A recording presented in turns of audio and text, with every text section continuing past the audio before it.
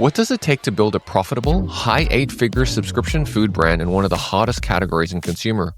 Frozen baked goods. Today I sit down with Ismail Salhi, co-founder of Wildgrain, the first bake-from-frozen subscription box delivering artisanal breads, pastries, and pastas directly to your door. Wildgrain has defied every D2C trend of the last few years: lean 18-person team, bootstrap profitability, and a business built on fundamentals: unit economics, retention, and tech-driven operations. Dive deep into how Wildgrain broke through the classic growth plateaus at $3 million, $10 million, and $30 million of revenue, why small 1% to 2% gains in COGS, AOV, and retention compound into massive P&L impact, the role of automation and AI in keeping the team efficient, and how a tech founder mindset can win in physical perishable products. And then what's next as Wildgrain explores omni-channel expansion. This one's a masterclass in operating, discipline, creativity, and building real value in consumer. Ishmael, I'm so excited to have you on the pod. We're going to dive straight into, let's do it, an incredibly high value question, which is so many brands plateau at 3 million, 10 million, 30 million, where they can't find any more efficiency on ad spend, and the MER incrementally continues to climb. Wildgrain's now at high eight figures. You've obviously been able to break through those plateaus. Was it just always up and to the right and you didn't have any problems, or how have you been able to creatively get through each step in terms of growth? Unfortunately, it wasn't all. It was always up and to the right, but not without work. I think the early days of COVID and lockdown and all of that were kind of easy product market fit. Not a lot of work to deal with the growth, but not a lot of work on the growth itself. But then post-COVID, we had to really think hard about how to keep the momentum going. And we used the kind of toolkit of common sense, basic unit economics, and creativity and creative marketing and merchandising to deal with those. I think the first key one for Wildgrain is subscription. So having a subscription business model allows us to deal with CAC fluctuation and marketing increases in marketing spend better, because when you have a recurring customer base, you can pause marketing for a few months when CAC is high and you don't know why, when Meta is acting out, when things are going awry, and you're not killing your business because you have that recurring customer base that just keeps purchasing. And so for seasonal business like ours, it's very important to have the subscription business model there. The second tool that we use is marketing arbitrage. So my marketing team is very good at testing different channels and seeing the ones that work and seeing. And one key thing, I think a lot of CMOs and growth people just blanket say this channel doesn't work for us. What we realize that it works 2 months a year sometimes, and the rest doesn't work. So you need to keep note of what works and when, and get ready for it and prepare for it. And so we do a lot of that. We kill a lot of channels. We turn on a lot of channels. We dim them out for a period of time when they stop working. So that's the most common thing that people do, but we do it really, really when we plan for it a lot because we're seasonal. And then the kind of thing you need to do over and over as a founder, I think, is how to absorb the inflation in marketing spend through different improvements and efficiencies you can inject in the business. The obvious one is improve your unit economics and your COGS and try to take big swings that would help you save money and increase your profit margin. If you increase your profit margin, you can absorb a higher CAC, and that's just math. The other one is improving retention. So working on what we call reorder rate. So how often our customers are reordering. And so if you can increase the frequency by 1 or 2 percentage points, you're paying back your CAC much faster. And if you can pay back your CAC faster, you're freeing cash more and being able to spend more that year. The other piece is AOV. Obviously, is increasing AOV will allow you to absorb higher CACs as well. And so what we've been seeing is every year we try to improve our AOV by 1 or 2%. Every year we try to drop our COGS by 1 or 2%. And if CAC increases by 3 and you did 4% in improvement, you already did a great job absorbing that and not really impacting your MAR. And the second one is product innovation that's really fused with marketing, where we noticed this actually very early in the business when one of the decisions we made very quickly was to not ship in states where we weren't profitable. So we were making and packing boxes for California customers, and then we realized, oh, we're bleeding money on these boxes. And the VC playbook says just keep doing it and figure it out later. We stopped right away. We told our Meta agency, hey, we don't want to do this anymore. They advised us strongly to not to do it because Meta doesn't like geographic targeting, but we did it anyway.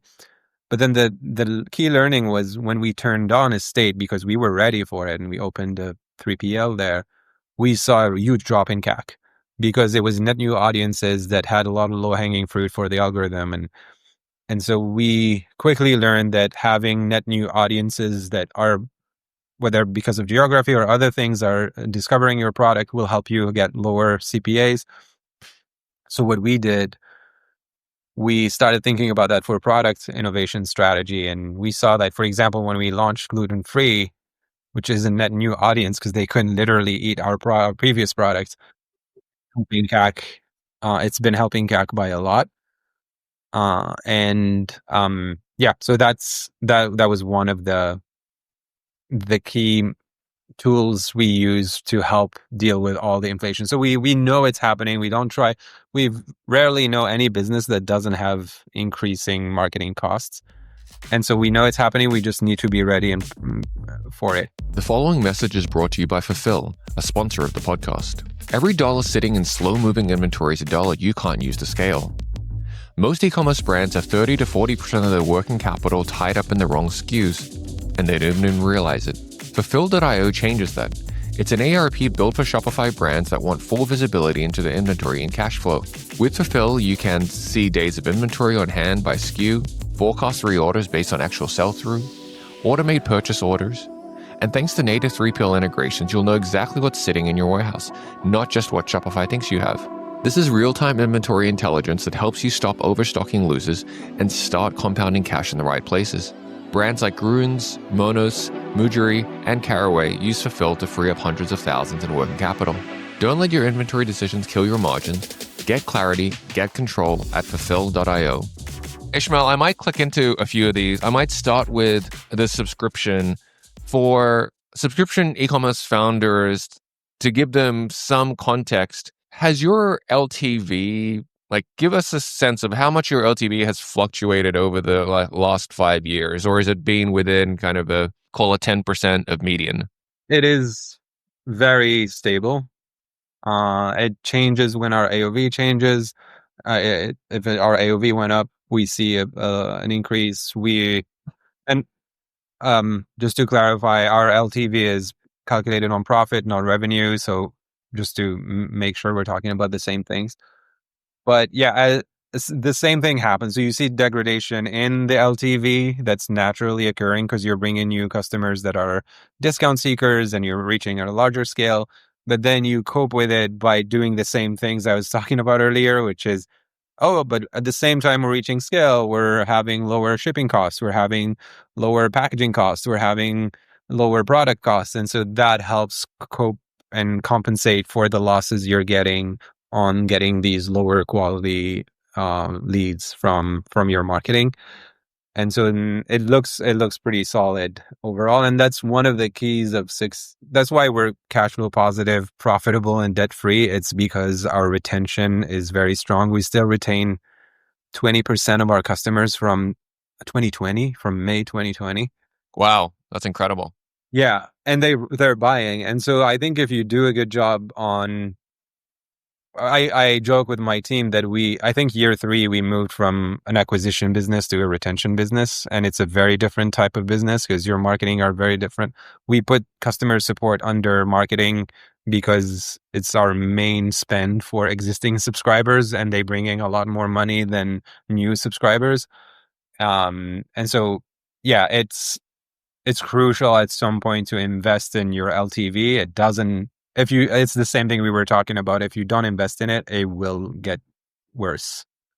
To maybe ask a critical question, often we see brands that have hit scale and there are a lot more new entrants, which affects LTV. You know, if I think of the most famous example, 10 or 10 plus years ago, Groupon modeled, LTV out to 3 years, and then 100 more Groupon started and LTV collapsed. Is that a concern? Yeah, just talk about that a little bit. The barriers to entry you need to set to prevent that are as important as any other endeavor you take as an operator. So the good news compared to SaaS or software is that shipping frozen goods across the country is not a trivial thing to do. So we learned a lot over the years.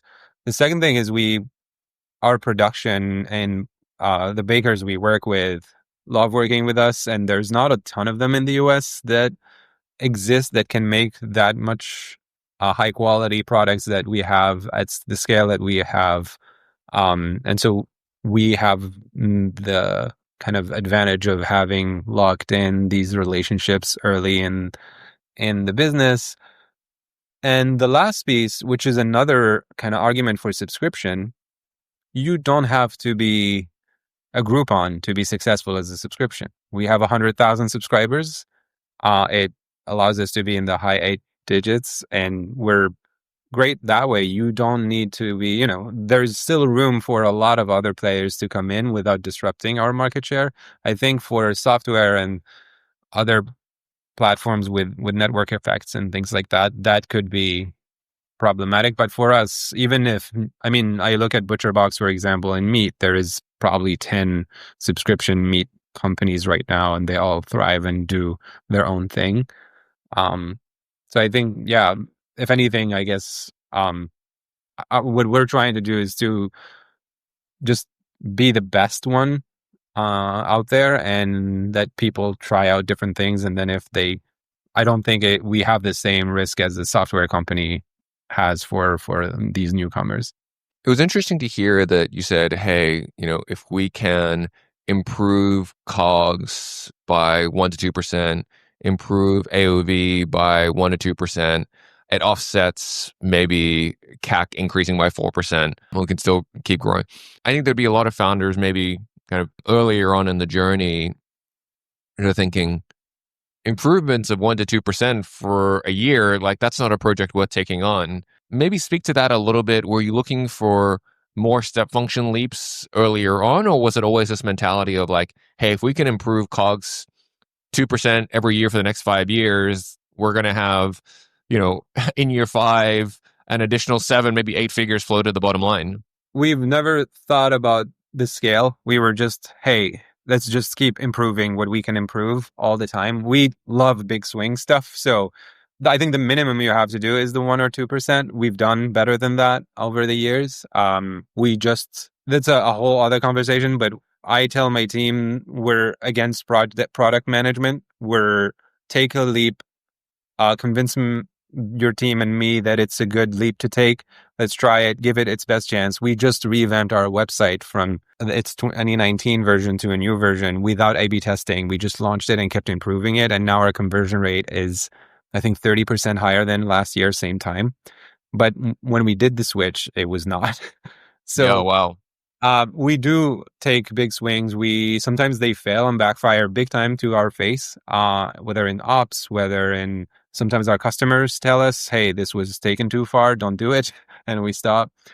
But yeah, I think the minimum you have to do as an operator is to do the 2 or 3% on COGS and on AOV. If you can do better, do it. I remember when we started, we increased our price by $10 because we had to. It was just, I looked at the math and I was like, I can't make this work. We didn't A/B test it. We just launched it and we were like, okay, the impact on conversion rate, the impact on anything else we'll deal with and we'll go from there. But this is not a business if you don't add $10 to the price point. D2C founders, are you bleeding cash before your customers ever see your products? You spend months shipping items, your inventory sits idle, and your margins evaporate in logistics. What if you could slash your lead times and reclaim your cash flow? Meet Portless, the next-gen direct fulfillment platform built for high-growth e-commerce. They don't just store products, they ship directly from China and Vietnam to your customer's front door with a fully local delivery experience, skipping ports, cuttling handling, and making your inventory available for sale in days, not months. Portless offers up to 90% lower inventory lead times by removing middlemen and optimizing routes. A dramatic acceleration of cash flow because inventory is back on sale within 48 hours of manufacturing, reduced inventory risk because there's no need to overproject demand, and true global reach because you ship to 55 countries using domestic last mile carriers.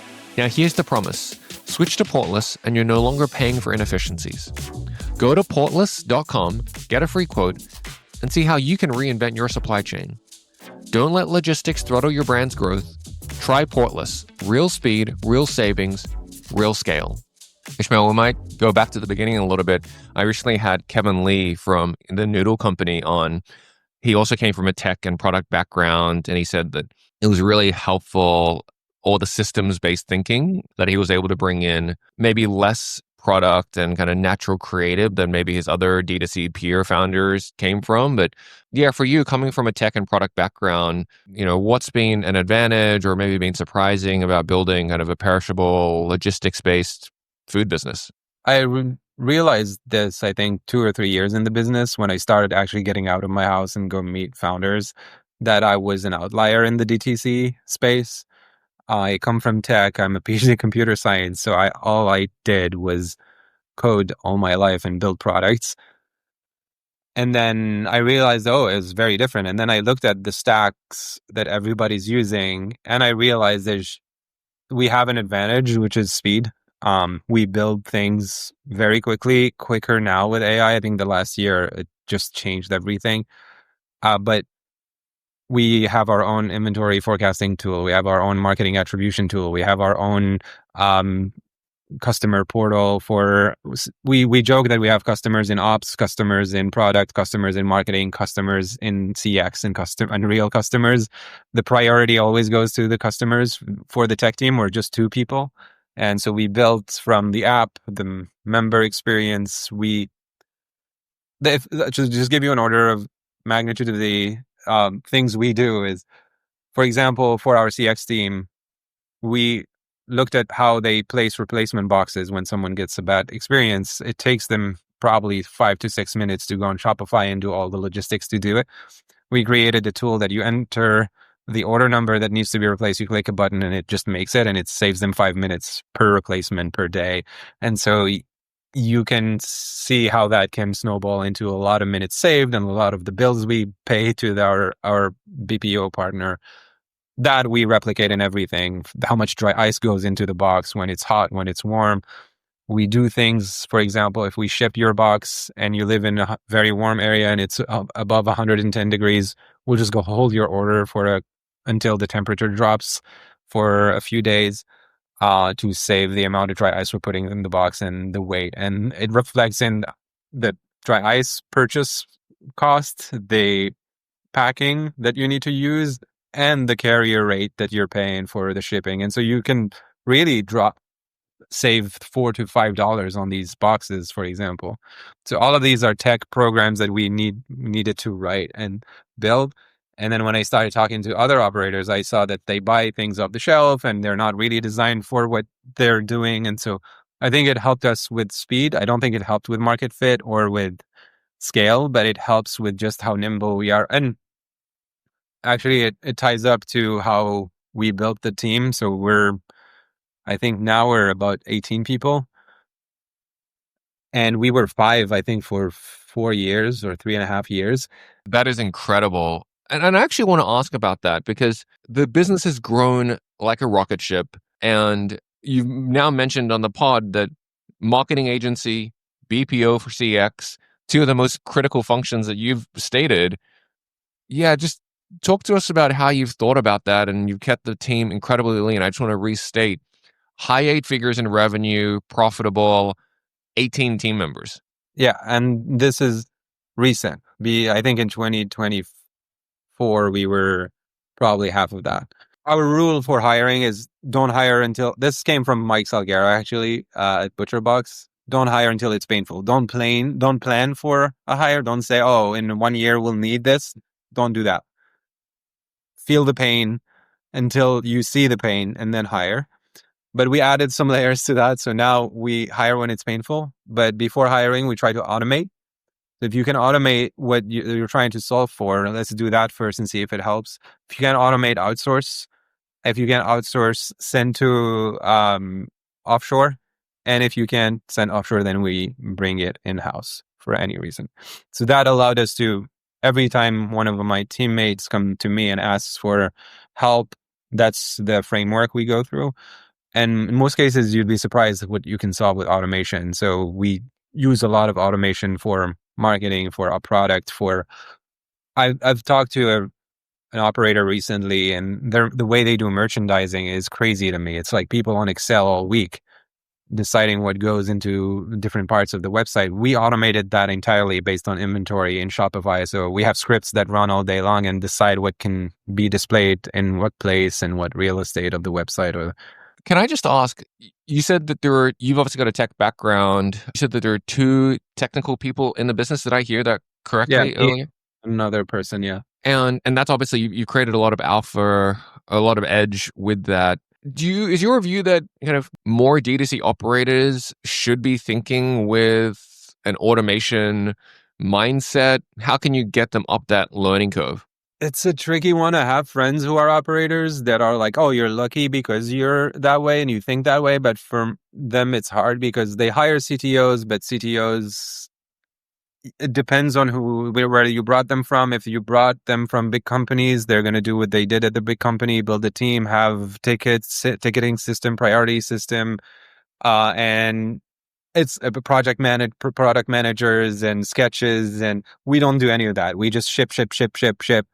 And it's scary and it's risky and it breaks things. And my marketing team sometimes yell at me because I did some crazy thing too quickly and all of that. So it's not for everybody. I don't know. I think obviously it's called e-commerce. There's an E in it. You need to be aware of what you can do. Now with AI, I think it's even easier than it ever was to iterate quickly and try to ship more faster and test more things.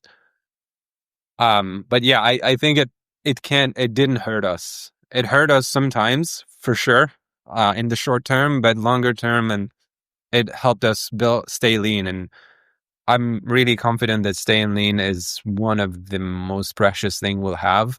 And when that goes away, I'll be very sad because I can see middle management and, as just like from a tech point of view, I can tell you, like, because we're two, we hop on a huddle on Slack and we're like, let's try to do this. So I'll give you an example. One time I was trying to fix reorder rate and I woke up in the morning. I was like, oh, I think I got an idea.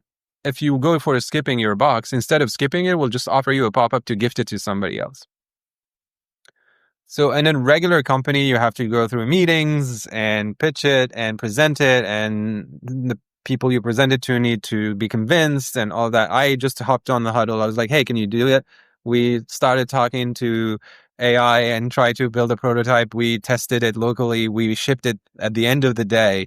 And then the day after, we started seeing the incremental revenue. And I think it changed our reorder rate that year and since then. Because like 20% of people use the gifting on Skip. And so that's what and at a different company with more middle management, you would have launched that, but it would have taken you maybe 4 weeks to launch it or 5 weeks and then some testing and some convincing, but it would have worked. So I think it's just speed. That sounds like a kind of significant improvement that happened in a day, which is kind of unbelievable. How many of these significant experiments are happening? Is it one a week, one a month? I think maybe 2 a month. Not all of them work. Some of them backfire, as I said. And so, but we love it. Like we have meetings where we question this system every now and then, or like, oh, this backfired. And our conclusion is always, oh, it's better to do this because overall it improves the business. There's a net positive in this culture, I think, than being too cautious. I think caution kills a lot of businesses. AI, AI, AI. Everyone's talking about it, and you're worried you're getting left behind. Meet RichPanel, an AI-first customer support platform that's built for one thing: making support faster, smarter, and cheaper for e-commerce brands. Something you can actually feel smarter about using. RichPanel combines a unified inbox across email, chat, and socials, a customizable self-service portal that customers actually use, and Sidekick AI, powered by GPT-4, which learns from your past tickets to suggest on-brand replies. Does it actually work? Well, with RichPanel's guarantee, you get guaranteed 30% cost savings when you switch from Zendesk or Gorgeous, 30% automation to reduce your ticket volume, and a no-risk guarantee that if RichPanel doesn't deliver those results in 60 days, you get a full refund. That's why top brands like Ridge Wallet, Jones Road Beauty, and Pella Cases are already using RichPanel to save hundreds of thousands in support costs. Time to start letting AI work for you. Head to richpanel.com and start your free trial today. Real savings, real automation, real AI that actually works. Now, it's one thing to move fast and sometimes break things from a technical standpoint. When you're dealing with physical production, I imagine the hypergrowth that you've experienced scaling that supply chain is not easy. Maybe talk us through that journey and some of the learnings. Yeah, that's my wife's work, and very different. She is an industrial designer from Germany, different attitude towards building the supply chain into product, which is great because building great products require a very different mindset that I was just talking about. You can't just ship products to customers and then realize they were bad or they were not, healthy or whatever consequence that can lead to. So it's kind of the opposite. We take a lot of time to onboard a new partner, and then we need to fall in love with the product. We need to really like it internally, and then we test it with a small selection of our customers. If they like it, we have a whole funnel to test products. So we'll put it as an add-on, see how is the reception. If it's going well, we're going to put it in our custom box and people will be able to pick it in every box. And then if it's really, really good, we'll put it as a promo like we do with the free croissants, and it will fly out. And so we have all these processes, and we have food safety processes. We have all sorts of QA processes to make sure that not only the first batch of the product is good, but it's consistent. And the kind of amazing part of this business is that these people we work with have been doing this for 10, 20 years. It's a labor of passion. They're not really, it's a low margin, high scale, high volume, extreme hours work. And the beauty of the internet is that we allow them with e-commerce to reach scale that they would never have been able to reach if they were just, producing locally. So that was a cool thing. And so building the supply chain, same thing. We learned a lot. One of the reasons we built the process we talked about was the launch of gluten-free last year. We had to stop it in mid-January, which is our best month of the year, because it was flying. It blew over all our forecasts. And so we ran out of product very quickly.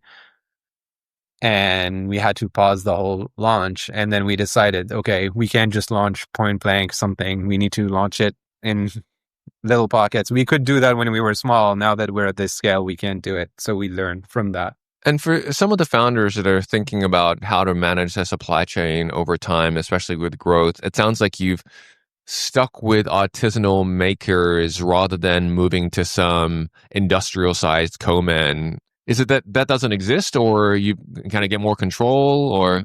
It does exist, but we didn't have to, sort of. I think there's two problems. There is the large co-mans in bread. They do things historically for legacy players like grocery stores, and grocery stores need higher shelf life than ours stuff. And so they put a lot of things that we can't have. And then when you ask them to change their recipes, it's like, it's impossible for them to do it. So part of it was just their reluctance to be able to build products for us. And then the other one is just, it scales. It scales nicely. Like scaling bakeries is not, it's not as hard as scaling other means of production for other products, because It's just more ovens, more space, more bakers. But if you know how to make 1,000 of one loaf, you can make 10,000 of that same loaf. Maybe a macro question. I'm curious if you've experienced any effects or even potentially headwinds from kind of GLP-1 trends, or is that largely just a coastal pocket and kind of most people are still, consuming carbs at their previous rates? But we haven't really seen any of this. We and I don't know if it's too macro for again, we're 100,000 customers, so the sample size is relatively small. And I think we were worried more about post-COVID, to be honest, because during the COVID years, I was just, this is the COVID thing. What are we going to do when COVID goes away? And I was very scared of what would happen when after the pandemic ends and what it would do to the business. So that's one of the reasons we kept it super lean. I was still very afraid that we would do what a lot of businesses did, scale their teams and their assets a lot, and then realize that the demand will drop post COVID. So that didn't happen. I was worried about the tariffs and all of this affecting us and the avian flu, because a lot of our products actually use eggs and dairy. It had an impact on our costs last year. But GLP-1s we didn't really come on our radar yet. That's amazing. Ishmael, what's been maybe the single biggest win of the last 12 months? New product expansion, an operational milestone, something else? The biggest win was a 3% increase in reorder rates. And it's And was that not, driven from the gifting to a friend or? it's more than that. This is the kind of very hard part about retention businesses is you are doing 20 things in parallel to improve the retention, and then you don't have just one thing fact, because measuring it takes months. You take a cohort and you look how it's doing, and you can't just know right away after implementation, or you'd have to do like testing becomes very hard. But we did a bunch of things. One was gifting. Second one was a cashback program. So now we give 5% cashback on every purchase that you can just use to buy more boxes, and it's dollar for dollar. We have been also working on the product side to make products that you eat in one serving instead of a loaf of bread that you eat in in the span of 3 or 4 days, which means that you go through our products quickly, and so you need to reorder again. We worked on a new logged in member experience for the customers, where we merchandise products differently. And so it's a bunch of things. The CX team introduced a phone line, which we didn't have, which helps a lot with our demo. All sorts of things that we've done. And so the credit goes to a lot of different people in the team and a lot of different missions that we launched. But that, more than anything on the growth side, has a huge impact on the P&L. Huge. A 2% increase in reorder rate is probably millions of dollars at the end of the year. Yeah, amazing. On a similar vein, is there a tactic, a channel, a piece of tech that's working especially well that? This is what I talked to. I have a friend who has an engineering team of, I think, 12 people in his e-commerce business, and is complaining about how slow things go. And I was like, listen, take 2 people out. They report to you directly. Special projects on Claude, on Cursor, and you're building whatever idea you have, build it in 2 to 10 days. That's the sprint time. Test it and see if it works. And it's just insane how quickly we're shipping features now, from idea to execution. For the other 16 people on your team, are they using AI? Is there kind of a top-down encouragement to use AI more? Yeah. We built a Wildgrain customer chatbot that has a lot of customer feedback, like reviews and tickets, and summarizes all of that, and then acts as a representative of our customers. So our product team can go and say, hey, I'm planning to launch this product. What do you think? Or use it for copywriting, obviously, in email and keeping things in tone, image generation. We use it for finance. We use it for operations. I'm pushing the team again. Like, I need to show them what the value is, but when they see it, usually it's great. We use it for CX to help the team members read between the lines and have, sometimes customers write emails this big and it's hard to know exactly what they're asking for. And so AI is very good at summarizing in bullet points exactly what this person wants. So you can kind of check box, I did this, I answered this, I answered this, I answered this, which is great.